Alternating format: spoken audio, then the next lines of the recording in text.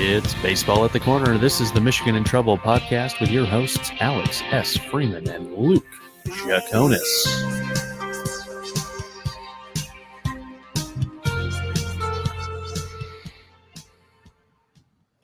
Hello, everybody, and welcome to the Michigan and Trumbull podcast. We are joined, as always, by Luke Jaconis, and this week we've got Tom Souls. Cooler heads prevail, Tom Souls. I suppose if that was going to be a proper nickname, it should have been Tom Cooler Heads Prevail Souls, but that doesn't really roll off the tongue quite as well. Well, welcome back, Tom. Luke, how you doing this week? I'm good. Tom's nickname can't be Cooler Heads Prevail when he's wearing a garbage hat like that. So nothing cool about wearing that hat. Actually, I got nothing against the A's. I mean, I like to always rib Tom, but I have no issues with the A's at all. There's no A's-Tigers rivalry. I mean, that is the nice thing about our friendship is that we don't really have ill feelings towards either of our teams. Now, you could argue that doesn't make good content because we don't argue or insult each other about our teams, but it makes our friendship. It makes our friendship healthier than it already is. And even outside of baseball, we go to football. It's like the Niners and the Bears. Yeah, they're in the NFC, but it's like they're not fighting with each other. So it's just like a nice kind of a distance. It's a gentleman thing. We're very gentle. Yes. So anyways. Exactly. It's great. And Tom is here to help us preview the 2020 season. Finally, we're going to make some predictions, and he's really here to be a voice of reason as Luke and I try and pick the Tigers to win it all throughout this entire process. And Tom will tell us why that's a bad idea. And if this were a live show, you all would gladly boo him like the convention. He's the Roger Goodell of the Baseball podcast. I'd be okay with that. I'd be okay with being Roger Goodell if I had Roger Goodell's money. Yeah. I don't ever want to. I'll take the money. I don't want to be Roger, though. No, I don't want to be him either. I'd rather be fair. Roger Rabbit than Roger Goodell. Yeah, but I can just take the booing part. Yeah. Yeah. That I'm okay with. Yeah. Oh, yeah. I'm willing to play the villain on this podcast. Oh, wow. That'd be a change of pace. That'd be fun to see. Yeah. All right, I'm digging. Tom Souls, the villain of the podcast. But first, let's get into a little bit of baseball news before we kind of dive into the 2020 season preview. Let's start about we had another update from MLB about COVID-19 testing. The positive test rate is still well below 1%, which is great news, as we weren't sure what that was going to look like coming into camp. The first hurdle, obviously, when players arrived, what was that rate going to look like? And now that they've been together for 2 weeks, what does that rate look like? And it is still extraordinarily low. It looks like so far MLB has done a great job in keeping everybody healthy and safe. Gentlemen, what are your thoughts here? Yeah, I think this is great. This is great news, especially with the season just days away. Definitely a good positive. Obviously, we kind of got to wait and see how those numbers look once we do start seeing teams traveling from stadium to stadium. So that'll be kind of curious to see. But as this stands right now, this news on its own, I think it's great. And especially, like I said, with the season just days away, this is a very good positive that I think the sport needed, especially considering up to this point it was a bit of a mess. So this is a good positive and a big win. Yeah, I mean, not much more to say. I echo Luke's thoughts. Honestly, it's as good as news as you could have hoped for at this point in time. To have as many tests as they've done and have the positive cases be as low as they are, it's great news, and it gives us hope for the time being. Yeah, it definitely does. You know, it was interesting to see what was going to happen when they weren't going to put them in a bubble in this scenario. And obviously they're in the summer camp scenario. We are still pretty bubbled. I can't imagine these guys are doing a lot of going outside from their apartment to other places, but they're also not quarantined. And so outside of the Blue Jays, who we'll talk about in just a moment, who were in fact sort of quarantined at the Rogers Center. But yeah, that'll be interesting in seeing how they go to the games, because obviously we've seen some issues with MLS and they're welcome back, and they were playing in a bubble. We've had a few issues, but nothing major in the NBA and those bubbles. And so it's interesting to see that the non-bubble can work, and it's really all about personal responsibility coming into those things. Now, should we add, though, the NBA has a snitch hotline that if the players are acting up, other players can essentially tattletale on their fellow players. Should we add that for the MLB? Yes. Yeah. I love Yes. the concept of grown men tattletaling on each Absolutely. other. It's the funniest thing ever. I mean, I get why they're doing it legitimately, but it's just hilarious that there's a snitch hotline. I think that there should just always be a snitch hotline, even outside of COVID-19. I mean, I imagine since they're down at Disney too, if you pick up the snitch hotline, it's like Goofy answers the phone and he's like, "Gosh, okay," and then someone doesn't get to play for 6 games or whatever. I don't know, but yeah, because it's Goofy going has great. put them in a timeout. Yeah, pretty much. Yeah.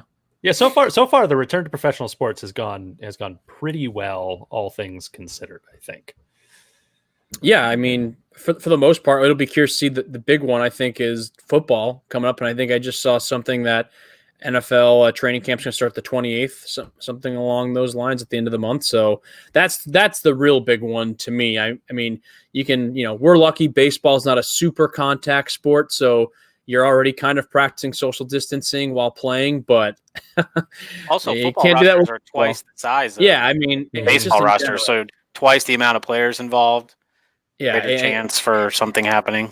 Yeah, it's going to be that one. I'm obviously I love baseball, love football, but with getting an NFL season off the ground and playing a full 16-week schedule, that one is going to be interesting. But yeah, we'll worry about that in a few weeks, I guess. Now, one problem the NFL won't have that hockey has been able to deal with, but Major League Baseball, the news broke earlier today that Canada has said that the Blue Jays cannot play the season in Canada. Well, I guess they could theoretically play the season in Canada if they only stayed in Canada and nobody came to play them. But so inter squad games the whole year. That's right. The Blue Jays will go undefeated this season in that scenario. But they have been told that they cannot play the season there because they can't get the exemption on the 14-day quarantine for anybody coming into Canada. So that would mean that any team that went to go play the Blue Jays in Toronto would have to arrive 2 weeks before that happens. And when you're trying to play 60 games in 66 days, that's not possible. So the Blue Jays actively looking for an alternative home. We've heard some rumors that they may go to Buffalo and play in their AAA stadium. Obviously, stadium size only really matters in the depth of the park, and capacity is not going to be an issue for anybody this season. And Buffalo's not too far from Toronto, so I can see them going there because a lot of northern state of New York people possibly root for the Blue Jays anyway, and so they not that they're going to, like you said, not that fans in attendance are going to matter because we're not going to have them, but they're more likely to get support in Buffalo than they are like anywhere else in America that they're going to play.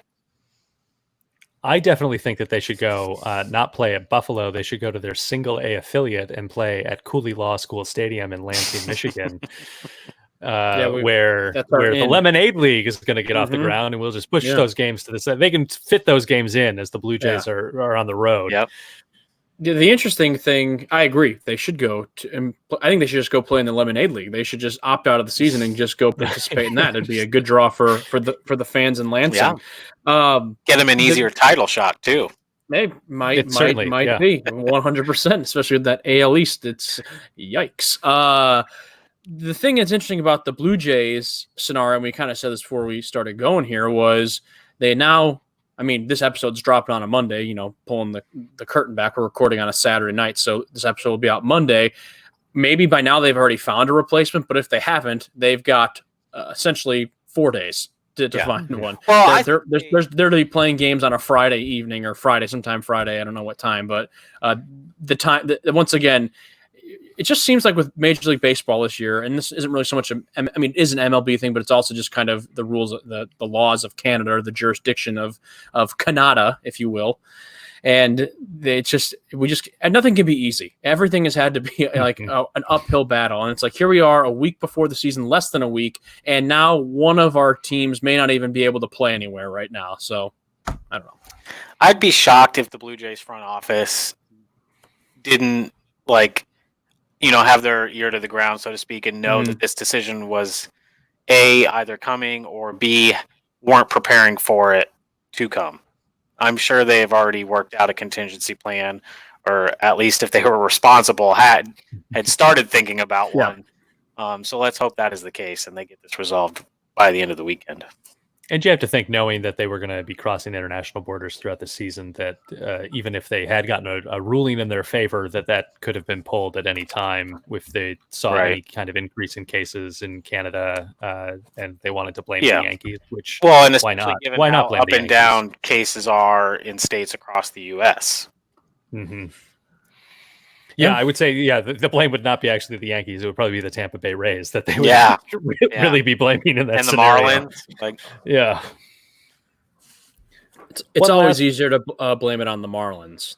Yeah, it's truly. And then we can still kind of blame it on the Yankees because we can blame it on Jeter. So yeah, that works. That all works out. The other news that we got is that Jordan Zimmermann is going to be on the 45-day IR for soreness. And that is, fine. 1 in 30. It doesn't necessarily impact the rotation win record based on last year. So that should be fine. Luke, you had some thoughts on what you're hearing about where they may be going in that rotation. Yeah, so Daniel Norris has kind of been the name that's been floated around to take Zimmerman's spot. I think that is a fantastic solution. I would much rather see Daniel Norris get those starts over Zimmermann, even if Zimmermann was healthy, to be quite honest with you. It's not that I have any personal gripes against Jordan Zimmermann. I just think he is 100% overstayed his welcome in Detroit. Obviously, a lot of that is not on him. He has been battling injuries for the past few seasons, and that's unfortunate. But you just look at last year, and again, it's not necessarily fair to call him out because last season in general was such a monstrosity. It's not like his performance was the reason why they were as bad as they were. But when you're going 1-13 or 1-14, whatever his record was at the end of the season, and you're making over $20 million, I'm sorry, but I don't think that's right. And he stood to make about $20 more million, 20 to 25 in that ballpark this year too, if we played a regular 162. So I just think in general, it's time to close the book on Jordan Zimmermann. That this is his final contract or final year of his contract with the team. I would be stunned if we saw him back in Detroit next year. Absolutely stunned because it just feels like we kind of talked about it, I think, on maybe the Thursday show, Alex, or last week's episode. It's just like it's kind of the changing of the guard a bit. It's clear that these guys like Zimmermann, they're on their way out. And we've got tons of new young arms coming up, and it's time to let these guys have their shot. And again, no ill will towards Jordan Zimmermann. Injuries suck. It's part of the game. You can't really control that, but it's time. It's time. And for this season in particular, I'll be stunned if he even plays at all. I mean, 40. That's what I was going to ask. 45. 45 days. 3 weeks left in the season. What's 3 the weeks point? left in the season. Are they even going to pitch him then? What's the point? And especially if we get to a scenario where he comes back and there's only those 2 or 3 weeks left, and we're not competing for a playoff spot. At those point, I'm hoping we're giving those starts to guys to kind of start building towards next year. The Mizes and the Faedos and the Mannings and whoever's playing at that point in time. So yeah, again, I think it's just time. It's time to move on from Jordan Zimmermann. I think us Tigers fans are definitely probably on the same page there. Get that contract off the books and wish him the best. I definitely had some hope coming into this season that, especially even on the shortened season, he has been an injury plagued guy, that if he was healthy coming in to start the season, that he could get a full year in, quote unquote, in this shortened year, and that maybe knowing he's in the last year of his contract, kind of trying to play either to recover some of his reputation or to do something that he may have been motivated in a good way. But obviously I sort of prefer this ending to his time in Detroit than him trying to play that way and going 0-6 in a 60 game season. Yeah, also, too, maybe the one kind of angle, if you want to look at it this way, if we were doing a full 162, obviously then you're assuming if he's healthy, you want him to be healthy just in general, because you should never be rooting for players to get hurt or injured. I don't agree with that at all. But if he was playing a full 162, and if he comes out and he is kind of that Jordan Zimmermann of years past, then maybe that kind of works in our favor, because then maybe come trade deadline, you can ship him off to some team and maybe get a couple of prospects back in return. So we can play the hypothetical game, this whole time, but it is what it is. His time has come and gone with the team, and wish him the best. If he continues to play after this, I don't even know how old he is. I wonder if he'll try to keep going. after this season. At a point in time, he was pretty lights out, but I think unfortunately those days are behind him, and it's part of the game. It sucks, but it just is what it is. He's only 34, so that is the bad part for him, where he couldn't pitch. He's not going to pitch at all this year, probably. Yeah. And like Alex said, he's not going to be able to recover lost wages, or he remake a name for himself. He's probably basically going to have to accept a minor league roster invite next year. That's what I was thinking. That. Yeah, I mean, 34. I mean, obviously no spring chicken, but I mean, it's also not that 37, 38 range. So he could easily, get a minor league deal or something, or invite to spring training, whatever it might be next year. So I don't think we've fully seen the end of him in the MLB. But with the Tigers, yeah, I think that's it. It's a wrap. Yeah, it puts him in an interesting spot because, like, obviously, there are other guys who may have hit that point in their career that hadn't really gotten the massive payday yet.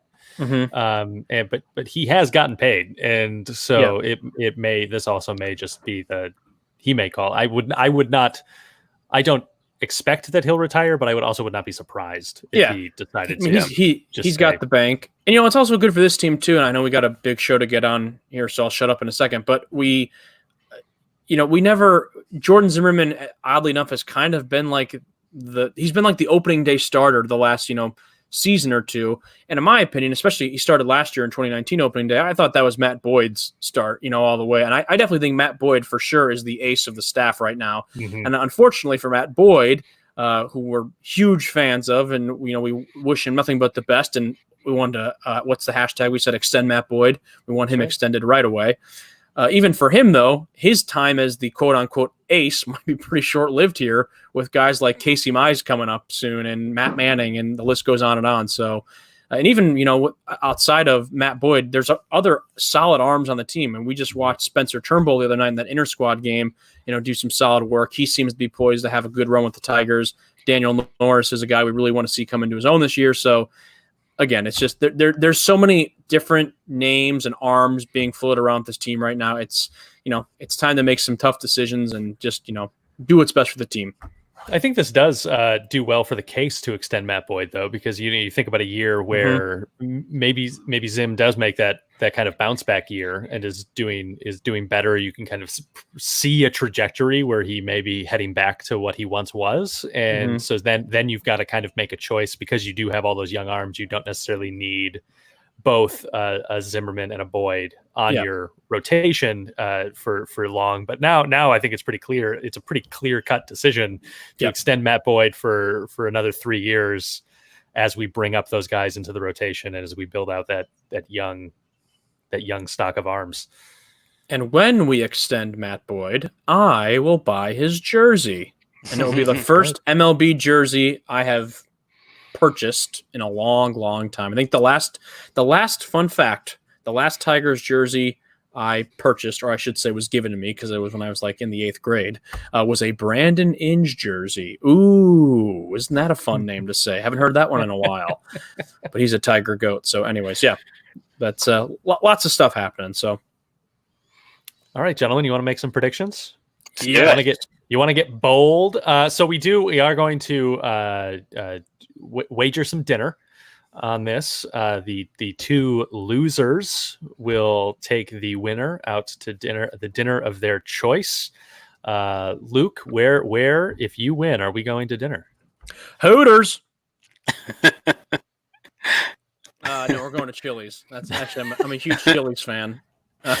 Maybe we'll go to Hooters. I don't know. Also, honestly, it also depends on how I'm feeling that day. I mean, there's never not That's a time true. I don't want Chili's. But I could be. Maybe that day I am feeling that I want to go to Hooters, so that's where we're going. But no, it's going to be the Chili's at the Orlando airport. It's going to be. Yeah, I could just say, because tentatively right now we have a Disney trip scheduled next spring sometime that we're all attending. So I could be a real jerk and make you guys treat me something much nicer out there that's going to cost you a lot more than Chili's. But let's just say for now, Chili's. Okay. Tom, where are we going? Well, as you know, we discussed this previously before the show, and you guys chose, those mid-chain restaurants. So I stuck with the trend, and I'll say we're going to Olive Garden. America's Italian. When you're there, your family. I can't think of a restaurant or an airport where there is an Olive Garden. Otherwise, I would. But there is one just a couple miles down the road from me on Addison. So, well, perfect. There we go. We'll just come on. We'll come on into Chicago and see you there. Vintage Italian food. My choice is Applebee's. Those that know me and my wife know that before we lived in New York, when we'd visit New York, we'd still go to Applebee's. So we love Applebee's, and that's definitely gonna be the spot. I don't. Yeah. So for the listeners and the viewers at home who are watching or listening to today's show, that we have very adventurous palates. In case you can't tell, we are men of fancy and acquired taste. Yes. Yeah. I couldn't have said it better myself, so I won't. Yeah, it's been decades of globetrotting to get us to acquire these palettes. Yeah. Or maybe Yak and Yeti when we good. Yes. I could say there's that one steakhouse at Epcot Le Cellier where it's like $70 for a steak. Something like that. Maybe I'll get 6 steaks that night for dinner. Extra hungry if I win. If you can eat 6 steaks, I will pay for 6 steaks. Yeah, I would agree. But you have to do it without barfing, and if you do it, then this is a different wager. It's like the scene from The Great Outdoors with John Candy. Yeah. The 96er. Yeah. Great movie. I love it. All right. So here's what we're going to pick. I'm going to give you all the overview of how this works, and then we will dive in to make our picks and argue with each other about why both of you are wrong. And so we're going to do the AL Central final standings. We're going to pick the division winners. We're going to pick wild card teams. We're going to pick a probable World Series winner. And then we're going to pick an outlandish World Series winner. The rule with the outlandish World Series winner being that, one, you can't pick one of your playoff teams, and you can't pick your favorite team. So Luke and I are not allowed to pick the Tigers, so don't get mad at us when we don't pick the Tigers. And Tom is not allowed to pick the Oakland Athletics. As if you are watching the video of this show, I believe it has become very apparent that Tom is an Athletics fan. If you have not picked if you have listened to the audio version of this show, you have been saved from looking at the green and yellow mob of color that is happening on the Tom portion of the stream. I'm actually a Expos fan, so I can technically pick the Tigers. That's a good try, Luke. But you know, I will as an Expos fan, I will let you pick the Expos for this contest. I'm smelling dinner. That would be quite an outlandish World Series pick. Honestly, hey, an outlandish World Series pick right now might be the Blue Jays. They might not even be playing in season, so they're just going to play the Expos. It's going to be Blue Jays v Expos. Yeah, it might be. We'll have to see. All right, since this is a Tigers podcast, we will start in the AL Central. Let's go bottom up. Who do you have finishing in 5th place in the AL Central? Tom, you're the guest. I'll let you go first. Okay. The Royals. I know I said I was okay being the villain of the show, but I actually think the Tigers are better than the Royals.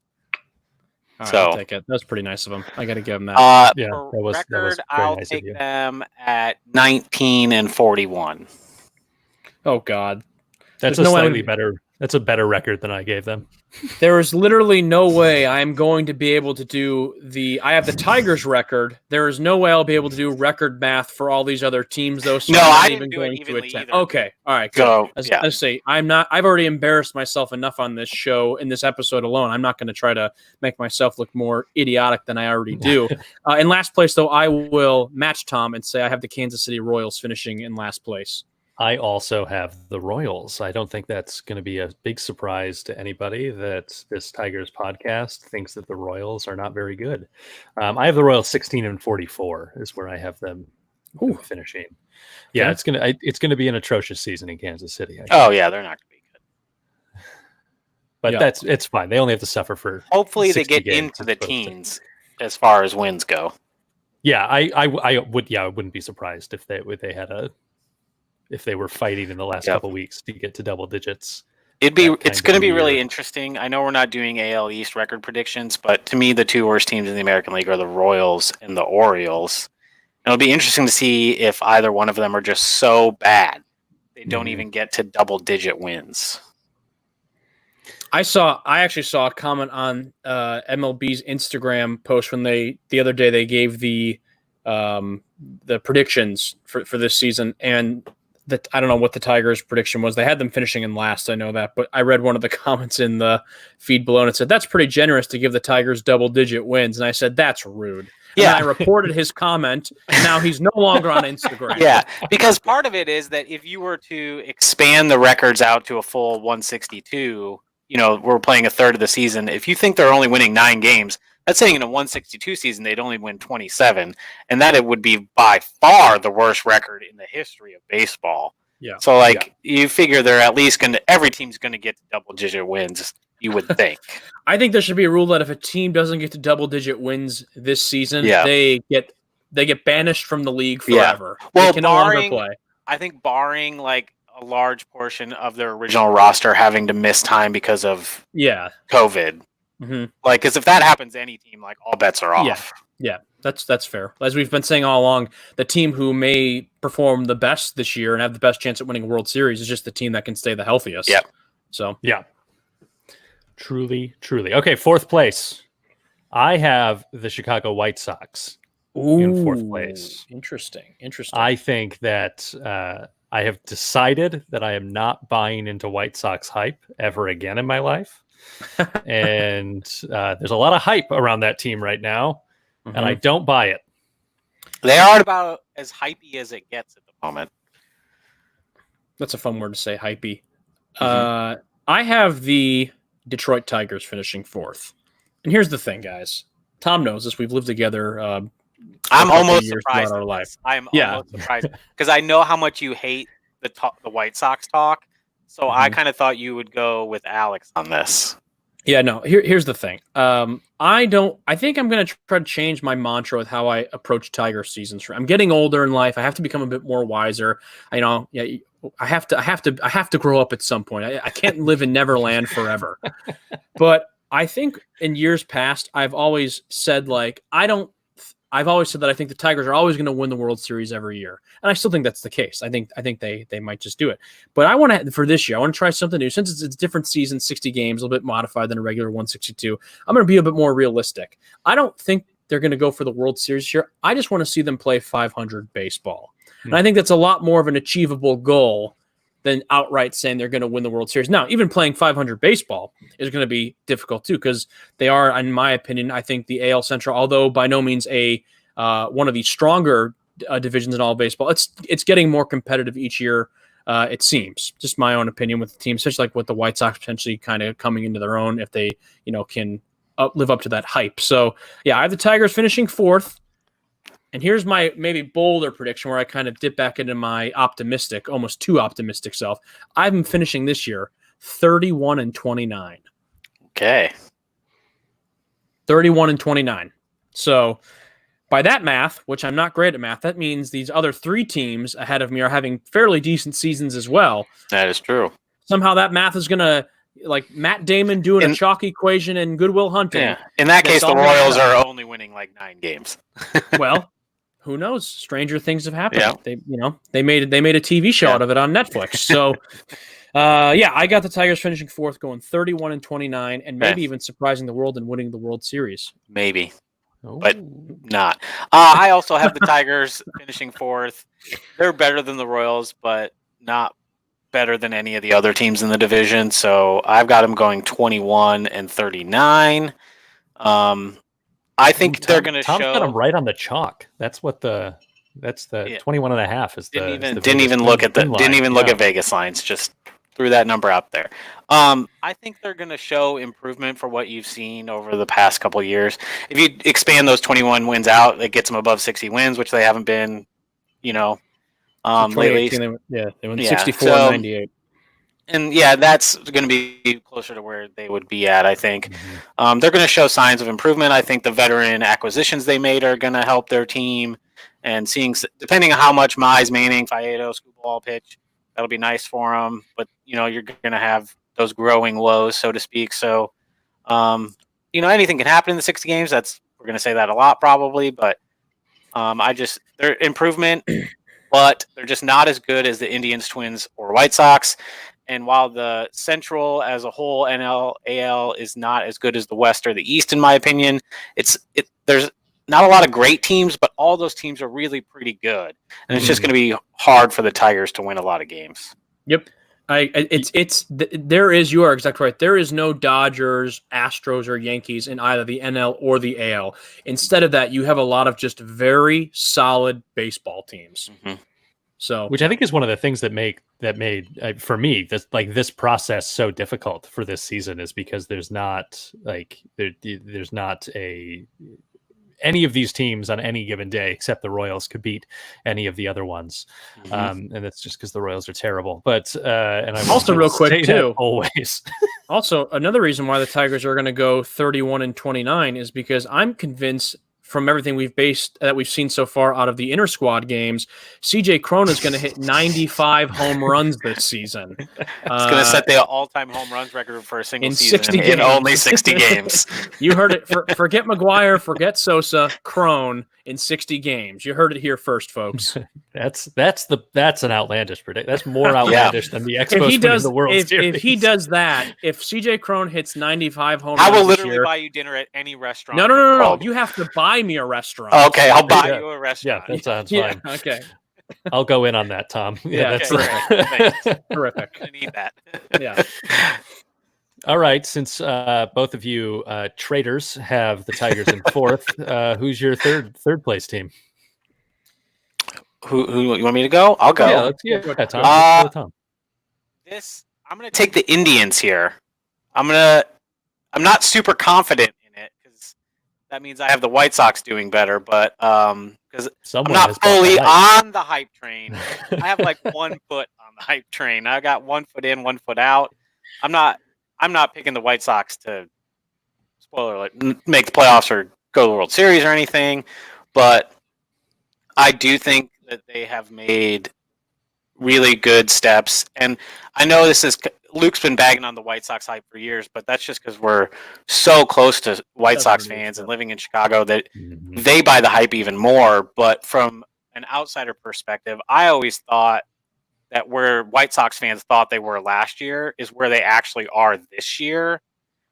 And that after a full season of Yohan Moncada and their pitching prospects, the acquisition of Dallas Keuchel, Yasmani Grandal, I just think that they have a formidable lineup and their pitching is going to be a couple steps better. I don't really know that much about their bullpen, and so we'll see there, but I just think the White Sox are going to be very competitive this year. So wait, so you said third? Oh, for the Indians, though, for record-wise, if you would like their record, I'm going to take 31-29. Wait, and you said your third place team is the Indians, correct? Correct. Okay, so I'm also going to Indians. match Tom there. We are 3 for 3 thus far. I'm also taking the Cleveland Indians, finishing third overall in the Central.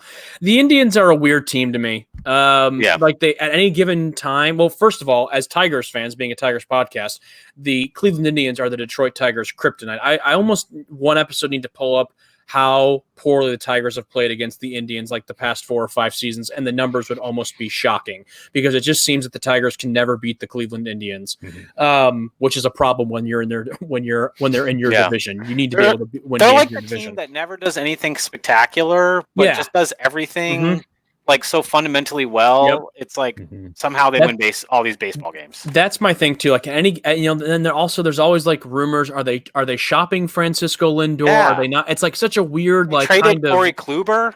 Yeah, and Trevor Bauer. So it's just in general, it's like it's a weird. They are a good team, but at any given time now, I think the ship is going to sink. So it's just that to me, they are the definition of a third place team, and I think actually that bodes well for us as Tigers fans because I think soon, hopefully, we can supersede them. But in order to do that, you're going to have to beat them. So as now, though, for the 60-game season, I got them finishing third. Yeah, and third is where I have the Tigers. I'm not crazy, everybody. But interestingly, like with that Tigers White Sox kind of discussion, in there. I do have the White Sox at 30 and 30, and the Tigers at 31 and 29. So it's a very tight positional battle there, and I think that it's definitely going to come down to how they play against each other more than it is against, especially more than it would in a normal season where it maybe doesn't come down to that. But in a 60-game sprint, it's definitely going to come down to how those 10 games against that team that is right above you or right below you in the standings shakes out. So that's where I have the Tigers, and then to that point, I do have Cleveland finishing in second in the division. And I think for a lot of those same reasons that you guys were talking about. Luke, who's your second place team? I have the Chicago White Sox finishing second, and I think I'm gonna. And Tom is right. I have not so much that I've been. I've been very outspoken against like the White Sox hype. My only issue with the hype that we've been hearing from the past few seasons, we've been hearing it for so long. And Tom is exactly right too, because it's where we live. That's why we hear so much of it. But that being said, I think this is the year that we are going to kind of finally see it and therefore believe it. One name, Tom, you did not mention is a guy by the name of Edwin Encarnacion, who has been around for many years but can still rake, and guaranteed rate is by no means Comerica Park. The ball flies out of there very easily, and I watched him, I think, the other game, an inter-squad game, hit a ball to the moon. So I think a guy like him is going to have a field day there. They have gone out. Dallas Keuchel, obviously a huge name to get. And on top of that, you got guys like Eloy Jimenez, Yohan Moncada, Jose Abreu. The list goes on and on. So, yeah, I got the White Sox finishing second this season. Yep. So then go ahead, Tom. No, I was going to say, when I picked the Indians to finish third, I spent the whole time talking about the White Sox. I didn't even really say anything about the Indians finishing third. So I'm going to kind of go inverse in why I think the Indians are going to finish below the White Sox now. And I just think that this is the year that Indians, I don't believe in their lineup to score enough runs. Their pitching is still going to be strong, even after trading Trevor Bauer and Corey Kluber. They've got young guys. Their pitching just kind of sprouts up out of everywhere. They just got that going on for them. But I just think this is a year they finally regress. And just enough and the White Sox are going to improve just enough to get over the Indians. So I have the White Sox finishing second, and I have them at 33 and 27. Yeah, I think that's. Let me actually check I have the Indians at 34 and 16, and so yeah, it's right in there. I think one of the things that has kind of been interesting to me in this conversation that we've hit a couple of times is how kind of tightly packed this division is talent wise. I think especially those kind of top three teams in Cleveland, Chicago, and Minnesota, who by process of elimination we all have winning the division, and which I don't think anyone is surprised by. But there's not a ton of separation between any of those teams, and so really the difference in the standings is that I think that the Tigers actually have the potential to spring into that this season, whereas I would guess, Luke, your opinion is more next season. Tom, I don't know how much faith you have in these Detroit Tigers. Well, not a lot. Well, don't listen to him, folks. What am I picking them to do? It depends on what I'm picking them to do, I guess. To show up to be the better stadium? than the Royals. Yes, be better than Royals. I have faith in them to do that. I think this just kind of goes in line with what we just said not too long ago. Again, the AL Central there's no Yankees, there's no Dodgers in this team, but there are just solid, good baseball teams, and you see it mirrored in the NL Central as well. And I'm with you, Alex. Not so much I think it's a next year thing. I think we will see it this year in some capacity from the Tigers. I think we're going to kind of see themselves insert their name into the conversation of just those solid to okay baseball teams that are trying to make a name as they progress as a team. So yeah, it's still the Twins division. I think that it's their division to lose, quite honestly, but it's just overall the Central is and that I think I said earlier, the Central is getting better. The past few seasons it had been rough with the Tigers, the Royals, the White Sox. It really was just kind of a two-team race between Cleveland, and they weren't really even in it. Everyone knew it was the Twins. They were running the show. So the Central is getting better, but it's still an ongoing process. All right. So with the Twins kicking us into the conversation about division winners, let's make some predictions about that. Let's go to the AL East first. We'll do them in the That's good. Let's have correct save the order. best AL division for last. I know. I'm a huge Mariners fan. We already I did think the they're Central. going- oh, I'm sorry. I'm sorry. Confused about Now, when about do what the you want us Expos? to wait When for. do the Expos start again? Hey, you already made an Expos joke. No more Expos jokes. You've Sorry. reached the quota Tom for the Tom- entire existence of this podcast. Tom just exposed Oh my the joke God. I made to the Okay. penalty box. To the penalty box. Haven't heard that one in a while. All right, let's do. Bye, Luke. And so now we got. It's really fun. This is a fun setup because it feels like we're playing around the horn here. That's the. Oh yeah. And I've got all the buttons, and I can just mute Luke. So yeah, let's start in the East. I have the.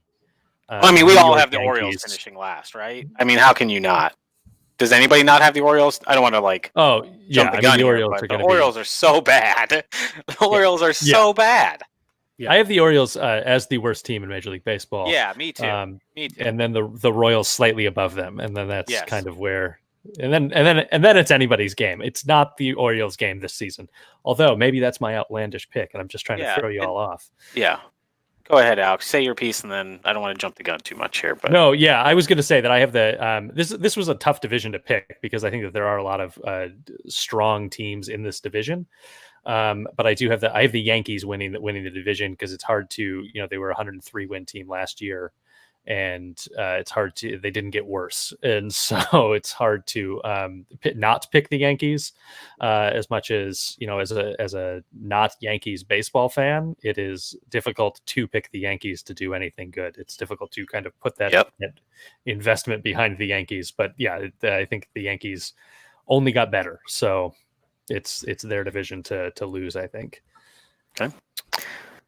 I have the Rays winning the East. Nice.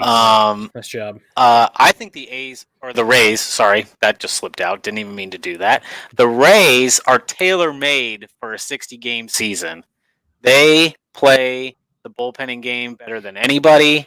They have the talent. They have the number one farm system in baseball to call upon for this. I just think that they're going to be perfect for the 60 games, and I have them edging out the Yankees for the division title. I think it's going to be a great race to that division crown. Luke, what do you got coming? So into you this? took the Yankees. Tom took the Rays. Boys, we're gonna have a little bit of a race here because I too am taking the Yankees. So here's the thing: the Yankees are going to win. I actually love the Rays pick, and I think that's a great point you made, Tom. And actually, I will spoiler: the Rays will be making the playoffs in some capacity. They're gonna be one of my wild card teams, but I'm with you, Alex. I don't like to gloat or have to talk about the Yankees any more than like we already have to because God knows they're on every primetime game and their faces are everywhere when associated with the sport. So, yeah, it's going to be the Yankees. I think that lineup it's impressive. And that stadium is such a joke for those hitters. Like I like to see like Stanton and Judge have to play in Comerica. I'm not saying they don't have the capability of hitting it out because they're absolute studs, and I know they could. But I mean, it's just almost handed to them on a silver platter. The stadium is small; they're just beasts, so it goes together. But yeah, it's the Yankees, and I don't want to talk about the Yankees anymore. So let's move on. Yeah, Great. let's go to the AL West and make some picks here. So clearly, Tom, who wins the AL West? I'm going to take the Astros. Now, as much as I wanted to pick the A's, I just think, and I think, don't get me wrong, I think the A's are capable of winning the division. I think we're an excellent ball club. I think, we are largely intact of the roster we had last year. Didn't really lose anybody important. 297 win seasons in a row, and you can make the argument that all that fallout from the Astros cheating scandal really gets to them, and that affects them. A couple of things have me reserved about picking the A's is that we are traditionally a slow starting ball club. and usually don't heat up until like June, July, August in a normal season. So I'm a little worried that's going to happen now, and we won't pick it up until like the last 20 games, and by then it'll be too late. I do think that I'm not with the team every day, but I do think from the outside looking in, we have great team chemistry, and that could aid in not starting the season slow. But this is sort of just a pick until the Astros don't do it. They're still so good even after losing Garrett Cole. Lance McCullers comes back, and if he's anywhere close to his old form, he's a great pitcher to replace Garrett Cole. It's going to be so hard to beat the Astros. And one thing the A's do have, though, is that of their 10 games against the Astros, 7 of them are in Oakland. So that'll be nice, but I just don't see it happening until it actually – it's one of those things I can't see it happening until it actually does. I'm a doubting Thomas. Now, Tom, I do want to follow up one of your comments here with a question of the fallout from the Astros cheating scandal. Obviously, a big impact on the Athletics and their sort of sense of right and wrong and fairness and what they deserve. Yeah. Do you think that they would be more fueled by that in a season with fans in the stands than they might be in this season without fans in the stands? Yeah, because there is no doubt that if this was a normal season, that the Astros were going to be booed mercilessly on the road in every stadium they played in. And now they're not going to have to face that. And that is also like a two-sided coin. You could say that maybe that internally the Astros could use that to galvanize themselves, motivate themselves, and really come together as a team and overcome that. Or it could get to, creep into some of the guys and eventually creep into the core of the team maybe, and it could really affect them.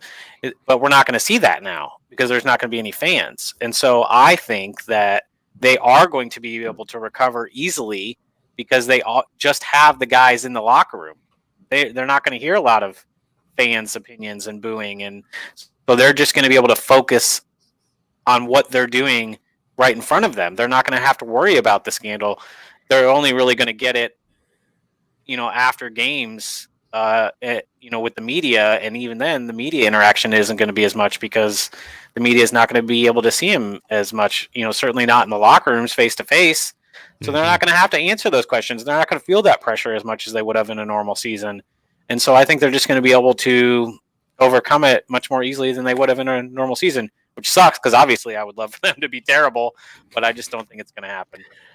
Yeah, and I agree with all of that. And I also have the Astros winning the division because I do like similar to why I picked the Yankees, right? That the roster has not they're a great team and the roster has not gotten worse. So there's no reason to think that they wouldn't do it again because they're all great veteran guys on that roster. So they'll just show up and do their work. Luke, who you got? Do you guys hear that? Do you guys hear that for real? No. It sounds like the Astros hitting a trash can because they're a bunch of cheaters, and that's the only way they can win a World Series. That's what I ran in a second ago. I went to get my trash can in my room so I could do this bit. And it's a Tigers trash can. Very on brand. I have the Astros winning the division, but they're still a bunch of no good, dirty, rotten, pig-stealing, great cheaters. And it's almost like I don't want to give them any more publicity than they've already gotten.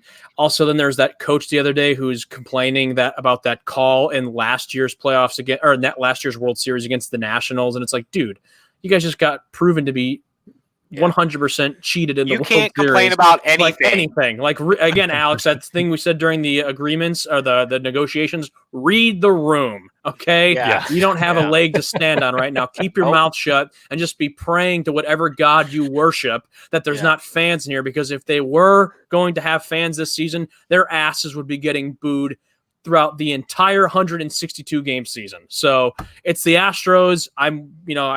They're still a phenomenal team, scandals aside, but it's the Astros. And as I've said before, mark my words, if everything goes well, there's a vaccine in place and fans can, go to games next season, just because they're not getting booed through 60 this year, they still got hell to pay waiting for them next year. So it may not be such sweet kind of comeuppance this season, but don't worry, we will have our time at some point where fans will get to air their grievances. They don't get to just walk away from this scot-free. But it's the Astros, for the sake of this conversation, winning the division this season. We're not previewing 2021 already, but I think you're right. I think this is going to carry over into that next season. Fans are not going to forget.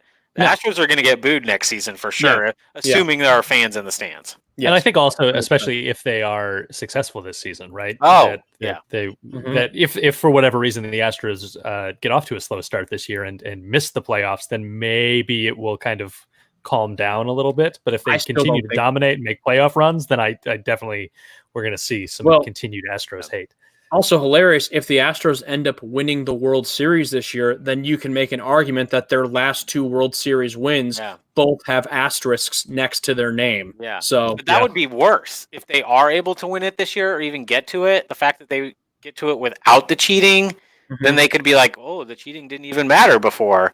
So but then the argument to that is you guys only had to play 60 games. You had to play 100 games less than you were originally supposed to. So, I mean, and that's going to be the argument no matter who wins. If it's the Astros, the Cubs, whatever team you got, that whoever wins, it's like, we only had to play 60 games, so it doesn't really count. But, it's the Astros.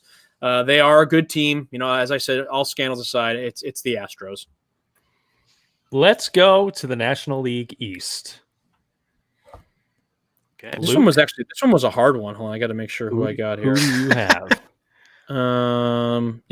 This one, there was a couple teams that I was kind of thinking about, but at the end of the day, it's the Braves. They are just a good. I mean, they're better than like the NL Central and the AL Central teams, but they are a solid baseball team. And even without having a veteran guy this season like Nick Markakis, who's opted out of the 2020 season, even without his presence, they are just such a solid team. Great on the offensive side, great pitching. You got some young guys with Ronald Acuna, Ozzie Albies, all those guys. So they are a good baseball team, and I got them winning the East this season. I also have the Braves.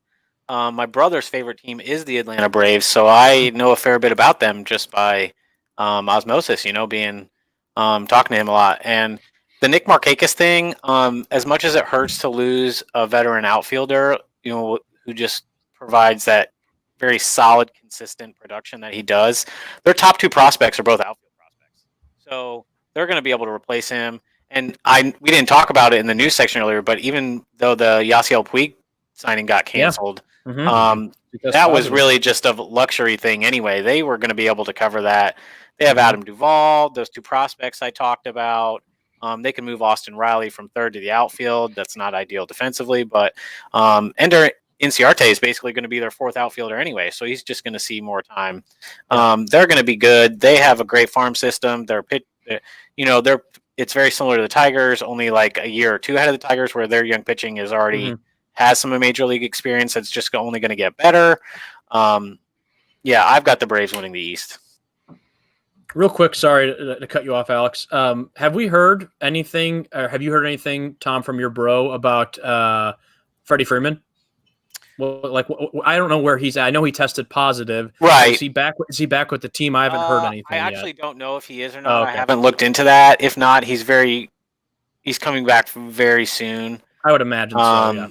So, and I don't expect him to really miss that much time. Gotcha. Because from what I know, he did have symptoms, but they were semi-mild. They weren't he wasn't heavily affected by them. Gotcha. I was just curious. I hadn't heard anything. Alex? I have the defending World Series champion, Washington Nationals. Nice. Because I think that they're still a very good team. They are, the defending World Series champions, and I think that they have not gotten the respect that a defending World Series champion deserves. And I think that they will come out and they will show that. And I think that we'll get to this when we pick our opening day winners, but Max is going to come out and just shut down the Yankees on opening day, and that's going to just kick them into high gear I like your point about the Nationals being motivated because, they went in as a wild card team. They kind of grinded their way and they beat a bunch of teams that nobody thought they were going to beat. Mm-hmm. And so you think that they can use that as motivation going into this year. I just think they're not going to be able to score enough runs after losing Rendon. He held that offense together. Yep.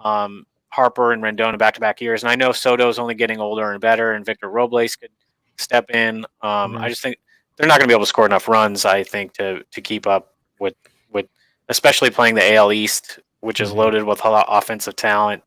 I just like the Braves better. It's hard to also we kind of talked about on last week's episode. Teams kind of have their heart and soul, their leader in the clubhouse, and the Nats have lost theirs for this season with Ryan Zimmerman opting out as well. I definitely think that he's a guy that can kind of be a light.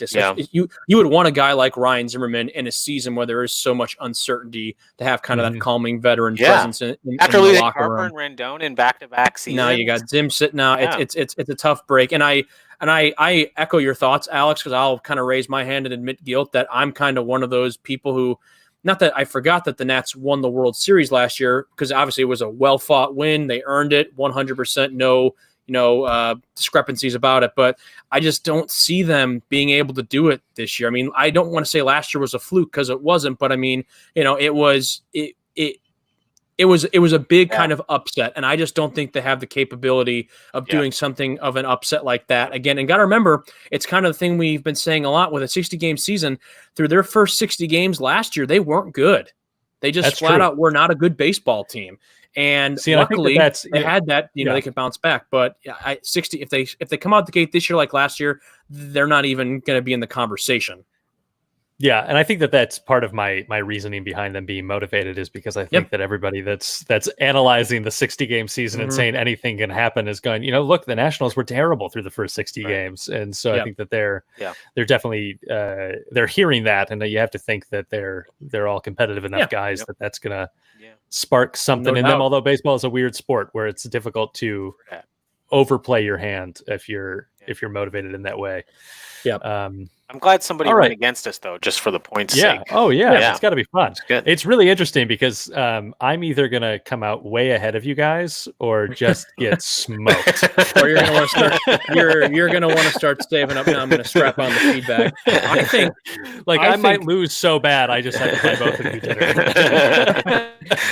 I think this next, if we're going to the NL Central next, I think this is the most compelling and interesting division. I agree. And it has been for the past couple of seasons, because again, it goes back that concept of just all really solid teams.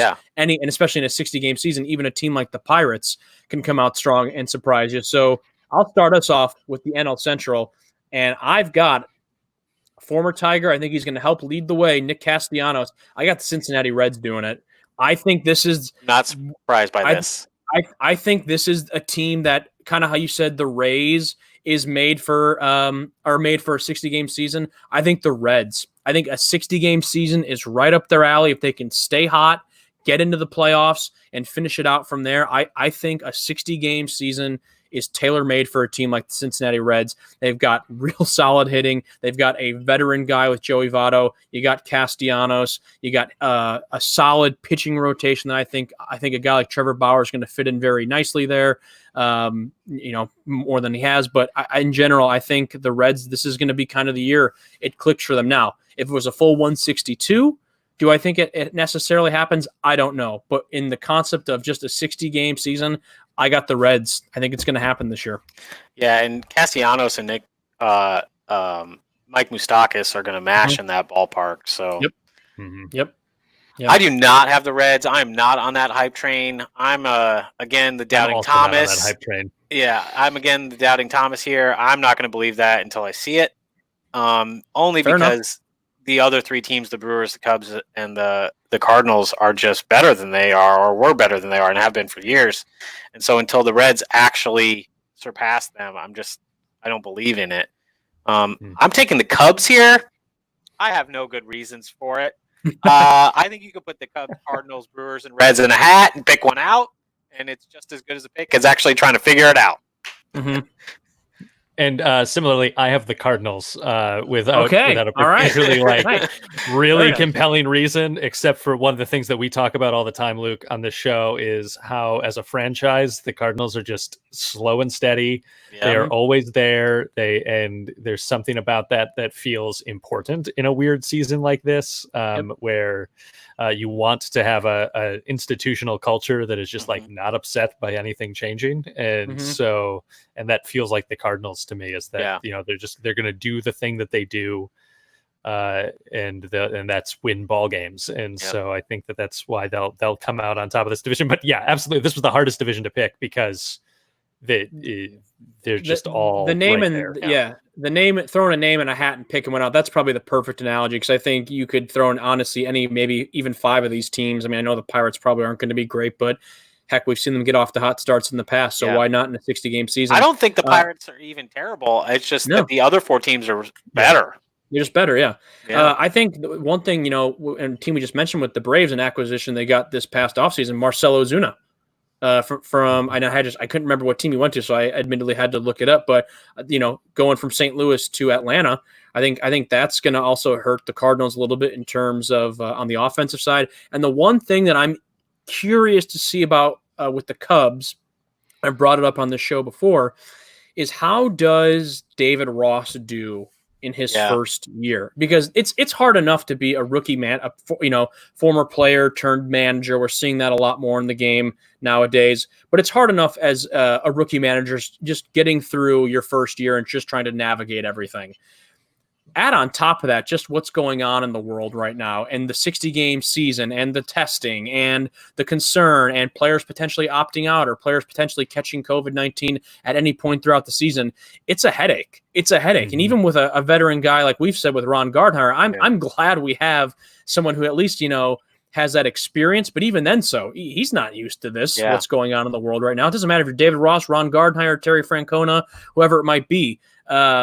This is all unprecedented territory, and I think that is even going to potentially weigh on Ross's shoulders more than just it being his first season. Yeah, we have no idea how he's going to handle a pitching staff and a bullpen. I mean, granted, he was a catcher his whole life, so he probably is going to handle it pretty well, but it's different handling on the field than it is making the decisions from the dugout. So absolutely. My pick, I guess, is just mostly based on when their high-end talent plays to the best of their ability, they are the best team in that division. And I just believe that their high-end talent is going to be there this year with the change in leadership for whatever. I know Madden is pretty much a player's coach, but for whatever reason that soured there. And I just think the change is going to help them, and that they're going to be able to pitch well enough to win. Yep. That's my reasoning. It's not great, but it is what it is. Again, I think you said it perfectly. You could throw these names in a hat, randomly pick one out, and there's probably a good chance that team will win the division. But to Alex's point, when I said earlier about the Indians, how they just do everything right, even if it doesn't seem spectacular, that's what the Cardinals do better than anyone. Like, you never know where these, how these players get good or where they come from, but they just sprout them up out of everywhere, and they're just solid baseball players all around, and they, so I would not be surprised to see the Cardinals win this division at all. You'll never see the St. Louis Cardinals rebuilding. No, honestly, in all the years I've been a baseball fan, that's never been the narrative with that team. It's impressive as all hell. So, NL West time. Let's go West. I have the Dodgers winning the NL West. I think we all agree it's a clean sweep with the Dodgers. Not that we really need to. Even like with David Price opting out, I think comfortably they're going to be fine. But that's not. It is certainly a loss to not have David Price when you thought you were going to have him, but it's not the kind of loss that is going to make them not the dominant team of that division. I think they have I don't know how many teams are going to clear 40 wins, but to me, they have the best chance. Their division is not that tough. I mean, I know the D-backs and Rockies are okay, or D-backs are okay, Rockies, whatever, and the Padres are kind of like a year behind the White Sox in terms of like a lot of hype and prospects, but the Giants are bad, and I just think the Dodgers are going to mop up in their division and win enough against, the AL teams that they're going to be right around 43 wins. Yeah, to me, go ahead, Alex. Go ahead, Luke. I was going to say, it's not out of the question for them to go 30-10 in the division. I think that could easily happen. This is, in my opinion, the easiest clear-cut winner, and I think it's almost going to be a damn near slaughter. I think this Dodgers team. They have Mookie Betts. I mean, they were a phenomenal team before him, Yeah. And then they get Mookie Betts. It's so frustrating when, especially, you guys can sort of relate to this because you're kind of a mid-market team, and as a small market a fan of a small market team, it's frustrating when those huge market teams also have great farm systems and then can also afford to do things like trade for Mookie Betts and have it not even really affect how good their farm system is because they just have that much talent waiting in the wings. It's like they're going to be incredible. Like the David Price thing, whatever. In fact, he's not playing. Doesn't matter. You know, he would have been nice to have, but they can just call random dude X up, and he's going to be just as good as David Price was probably. And they're going to win the division by a mile. Yep. All right, let's go to some wild card selections. Let's start with Tom. Give us your 2 American League wild card teams. Great. I'm going to take the Yankees because I think they're going to be right behind the Rays. I don't think the Rays are running away with that division at all. I think that's going to be a 1-2 game win at max. And then I can't leave the A's out. I'm just going to take a replay of the 2018 wild card game with the Yankees and the A's. So that's my pick. Yeah, I have the reverse of you with I have the Rays instead of because I picked the Yankees to win the division. But similarly, I think it will be a hard fought race to the end, and the team that doesn't end up winning it will be in the wild card. And so, so I have the Rays there, and I also have the Cleveland Indians as my other wild card team in the American League. Luke? I will follow suit with you, Alex, on one of those teams. I will take the Tampa Bay Rays. In general, they may play in a horrific stadium, but that team is not horrendous by any stretch of the imagination. So I would love to see I would just love to see the Rays get a win. I mean, it frustrates me as a fan of a diehard fan of a team that I wish more than anything was good and competitive when I see a team like the Rays who is good and competitive, yet no one goes to support them. Mm-hmm. It drives me up a wall. So they are the tree falling in the forest and nobody hears it. Exactly. But they're such a good team. I mean, they legitimately are a great baseball team. They're so much fun to watch. Just top to bottom, they're just so solid of a team. So I got them, and unfortunately, they're in a tough division with when you're going up against teams like the Yankees and the Red Sox. But even then, still they hold their own. So I got the Rays winning the first wild card. And ladies and gentlemen, get me a big cup, take that cup, scoop it in a cauldron, call me the Kool-Aid man, I'm drinking it. The Chicago White Sox are going to win the second wild card this year. I think it's just, again, kind of like you said, Tom, with the Rays, I said with the Reds, I think the White Sox are another team that are going to strongly benefit from a 60-game season. I'm not so sure about the bullpen either, but I think that lineup alone. Also, kind of how I was mentioning earlier with that lineup's going to mash. Well, that's what I'm saying. And I was saying earlier how the Yankees have a small ballpark, guaranteed rate, as I kind of mentioned. No Comerica by any means, so definitely can hit some home runs out of there. They got perhaps solid we should call starting it guaranteed pitching. Rake. Oh, very good. That to the punt. Can you that's now? Can you not a worse name than now what they have currently? So I'm going to allow that one. Now that was a pun, and Tom hates puns to the penalty box. I don't hate puns. I just like to exit. Alex, take yourself out of the chat. Thank you. Alex is gone. It's my show. Let's talk about the movie Armageddon. That's Yes, thank you. My show now. Oh God, that'd been great if you just could have gotten him out, and that's how the stream ends. No, I know. That's the end. That's just like the end of The Sopranos. It just goes to black. Yep. Put on Don't Stop Believin', Meadow Soprano, Camp Parallel Park, end series. So I got the White Sox. I got the Rays and the White Sox win the 2 wild cards. I definitely think the White Sox is definitely probably more of the bit of a stretch in terms of a pick, but I don't think it's out of the equation by any stretch. And also, but I also, and I'm not just blowing smoke here, Tom. I mean, I thought the A's too. There's just something about this White Sox team that I think this might finally be the positive step they need in kind of living up to those big talks that we've been hearing for a while now. It could easily be a team, I think, like the White Sox. It could maybe be the Indians. Here we're no one picking the Red Sox. I mean, we're just completely just kind of being like, nah. And isn't that kind of crazy that we're living in a world like that? I don't think the Red Sox are going to be bad. I just don't think they're as good as the Yankees or the Rays. And that division being so tough and the Central being a little easier, and the A's, I think, being better than the Red Sox, I just have more faith in those Central teams being able to mop up a little bit more, or the A's in the West than I do with the Yankees playing the East. Because I don't think the Blue Jays are bad either. No, they're going to score I mean, a lot of yeah, runs. They're not going they to be can able to hit pitch, too. but they're going to be able to score runs. So Well, they also can't technically play right now, so that's kind of a reason why we're not picking them. Also, and maybe a team free 10 wins for every team in the East. Who knows? Also, another team we're just completely kind of ghosting right now, the Angels.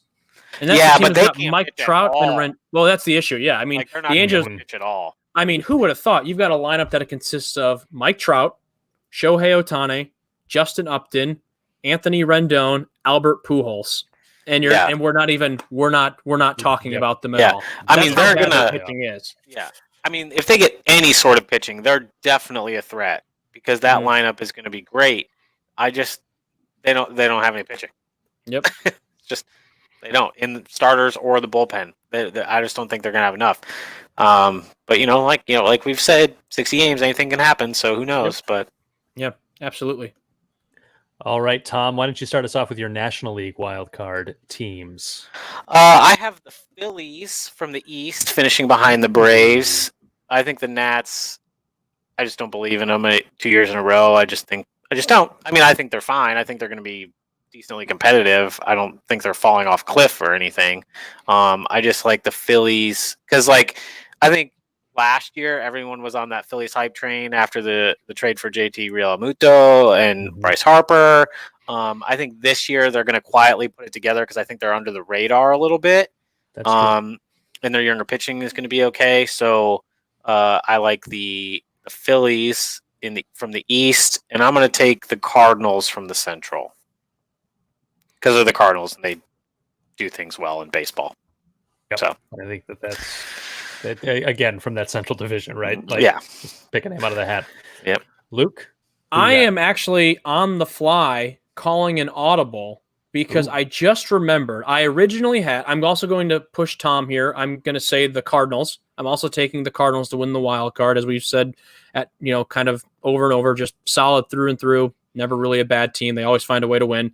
However, where I'm calling my audible, I originally had the Mets, but I'm kind of an idiot, for lack of a better term sometimes.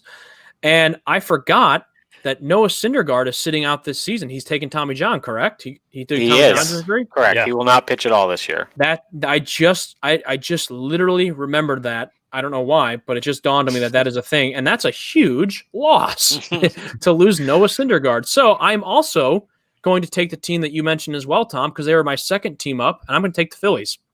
Go Phillies and Cardinals for my two wild card teams. I'm also calling it. I'm calling a double audible here, and I'll tell you the second part of it. Both teams later. But I'm going to take the Cubs. That is not part of the audible, and I am going to put the Phillies into that spot. And I will explain the double audible. Tom, later sell on the Phillies. Who would have thought? Because you really did sell them, Tom. It was great. But I will explain this when we get down into the next section of this picking. When we talk about some World Series winners, because I've made a change in the way I want to be an idiot in this game. Hey, I'm an idiot savant. Hold the savant.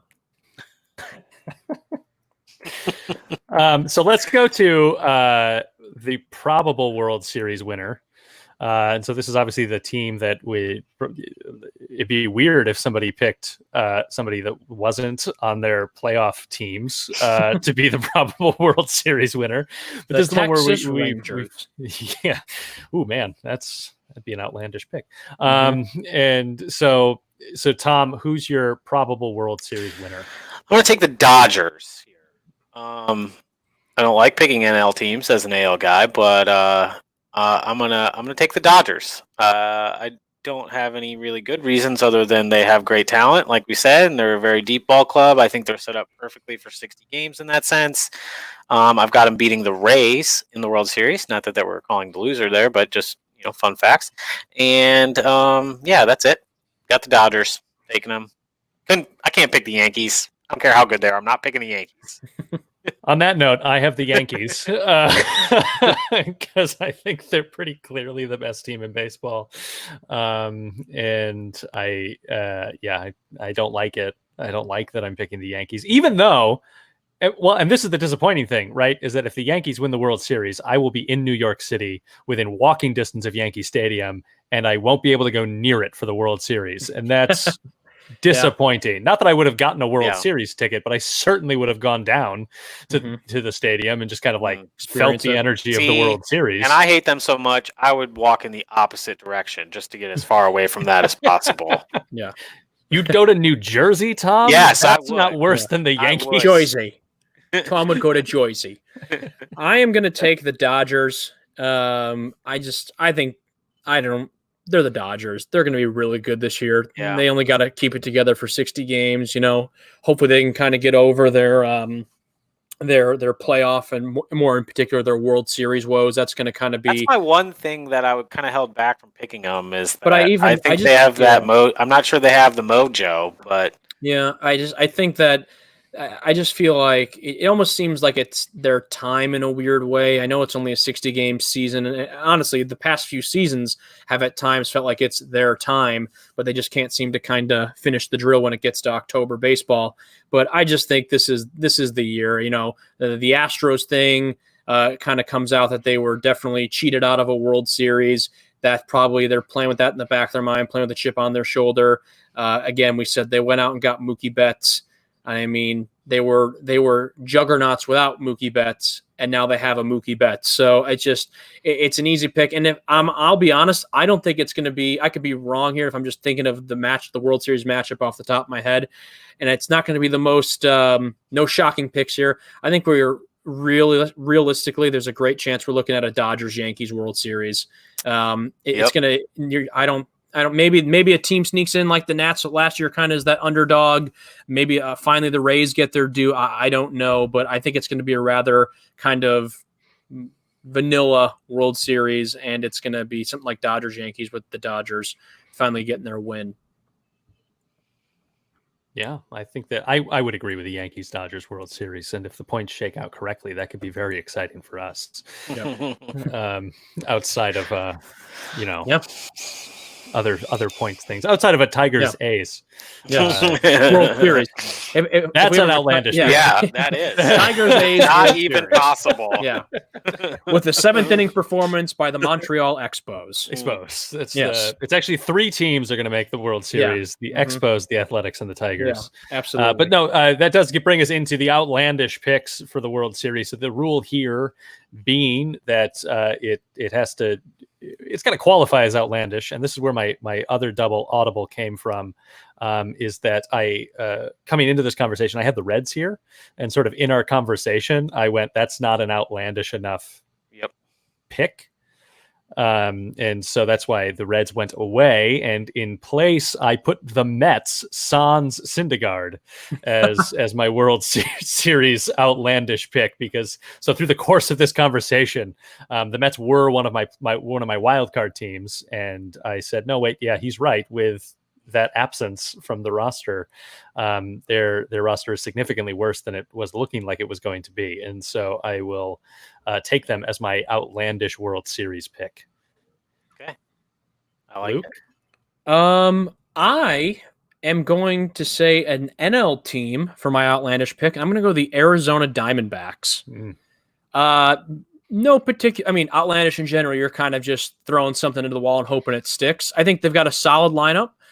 The one thing that really kind of attracted me to the Diamondbacks, though, is I think they've got a great little 1-2 punch with Madison Bumgarner and Robbie Ray. And if you're going to need something to take down a juggernaut like the Dodgers, it's good pitching. And if you got those guys at the front end of your rotation, I mean, I don't think that's, necessarily a bad thing. I definitely, think they could be up to the task in some capacity. Again, this is kind of a bold prediction, really just taking a shot in the dark here. But yeah, I think in general, the Diamondbacks will be a competitive team this year. So why not give them a chance and say, you know what, they're going to win the World Series? Sure. I'm going to take 2 teams to get there that have never won a World Series: the Brewers and the Rangers. The Brewers are solid. I'm going to say they just ride that Josh Hader train. He's pitching every game, pitching all 60 games. Yep. No, but I'm going to take the Brewers because they've never won a World Series, and I'm going to take the Rangers, but I'm going to take the Rangers to win because I'm an AL guy and I can't get off that. But I mean, I really think the Brewers have a better chance, but this is more outlandish if the Rangers actually win because nobody thinks they're going to be semi-competitive, but everyone thinks they're probably the fourth best team in the AL West. But their pitching is actually going to be really good, assuming that they just continue what they did last year with Lance Lynn and Mike Minor. They're adding Corey Kluber, and I'm going to say Joey Gallo takes the step to stardom. You know, Rougned Odor, who had a pretty bad season last year, recovers from that, and they provide enough offense and ride that pitching staff. The Astros fall because of the scandal and various things. The A's don't get out of the gate hot enough, and then the Rangers are able to sneak into that wild card division, and then they're able to ride that pitching staff to a World Series victory. Yeah, all right. That's a fun scenario. Actually, that'd be a fun little. So, I mean, I don't think it would be fun, but sure. So did we just say? Yeah. So our outlandish picks are the Mets, the Diamondbacks, and the Rangers, correct? Yep. All right, cool. All right, they're pretty outlandish, all three of those. So yeah, we accomplished the goal. Yeah, I thought about throwing the White Sox in, and I was like, that's not outlandish enough. Yeah, so. It feels similar to where my mind was with the Reds. Absolutely. In that it hasn't been proven yet, but like you look at the lineup and it feels it wouldn't be surprising for it to happen. I don't want to like those two teams are the hype train is too far out of the station to pick them. Yep. Yeah. Exactly. So one last thing that we're going to pick here, Major MLB.com is running a $100,000 opening day pick'em contest. And so we are going to make our picks live here on the air, live to tape, as they say in the business. I did not disclose this to these guys that we were going to do this before this. So they've given no thought to these. I've also given no thought to these other than I have typed all the lineups. That is the extent of my conversation. I mean, the matchups, not the lineups. I've not gone through and done that. But so let's just kind of go rapid fire here. The Yankees, Nationals. I'm going to take the Nationals. Luke? Nationals.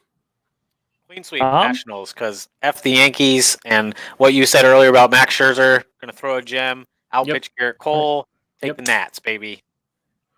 Giants, Dodgers. Dodgers. Yeah. I don't even know who's going to pitch. Cueto? Yeah. Like, for the Giants? I'm trying to remember who. I don't know.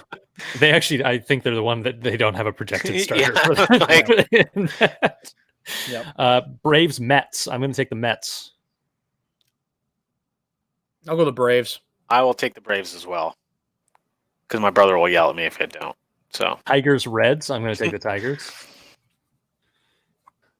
I'm going to take the Reds.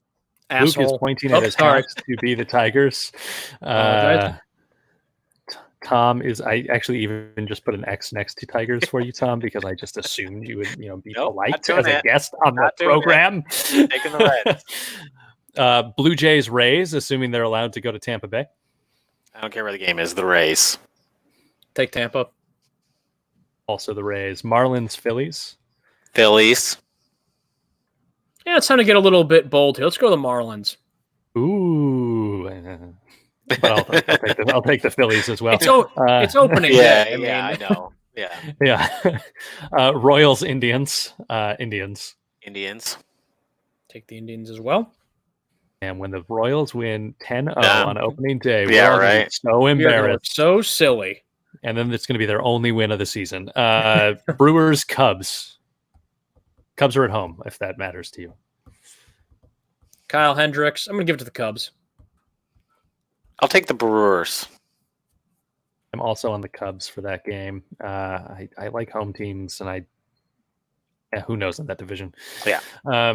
Orioles, Red Sox. Red Sox. I'm gonna pick the Orioles in this spot. Ooh, because they're bound to win a game sooner or later. Why That's not right. opening day? Gotta happen. Why not on opening day? Red Sox looking past the Orioles to start the season.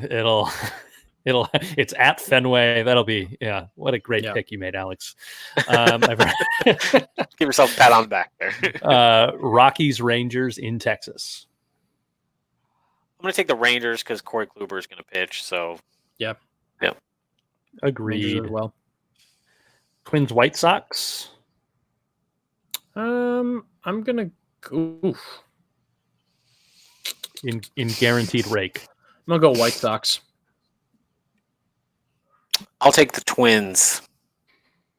I'm going to take the Twins as well, just because I will enjoy watching the hype train deflate a little bit on opening day. Run off the rails. That's right. I like how we're almost pitching it as like if these teams lose their first game, that's season's over. Shut it down. Pack it in. Like, come back next year. The Chicago White Sox have opted out of the season. What After player? losing No, their the home entire whole Chicago team. White Sox. Yeah. The whole they got city. together and said, we're done. Pirates, Cardinals. I'm going the Cardinals. Gotta show some love for my father. I mean, diehard Cardinal fan. Going St. Louis. Yeah, I'll take the Cardinals as well. I'll also take the Cardinals. Mariners, Astros. Stros. Taking the Stros as well. Yeah, I'll take the Astros. I didn't like it, and I didn't want to, but I'll do it. I really wanted the trash can. I really wanted to pick against I them, will be there. I'll be in Houston on opening day if that's where they're playing, or if they're in Seattle. I will be. They paying are in Houston. Yeah, they're allowing me to I'll do be it. in Seattle though. That's Yeah. the. Oh shoot! Diamondbacks, Padres. Diamondbacks. And I'll take the Padres. Why not? I'll join you on the Padres there, Tom. Angels, Athletics. Oh, I'm taking the A's. I'm gonna be mean to Tom because he was mean to us. I'm taking That's the fair. Angels. That's okay. I'm also okay. I'm also going to take the Halos in this spot. So let's go Angels. Also because I had a lovely time in Angel Stadium when I went and saw an Angels Tigers game there. The visiting fans were very nice to me. Also, the Tigers also lost the game 10-0. So that sounds like now that's Tiger baseball if I've ever heard it. Also, the Angels may not be able to pitch, but they're going to hit about 15 home runs that game probably. Yep. So as long as they only give up maybe as 20. as long as they only give up 14 runs, they should be good. So that's all they have to do. Well, Yep. gentlemen, we will be tracking these picks all Great. season long as we go into this so that we know that you guys officially have to buy me dinner.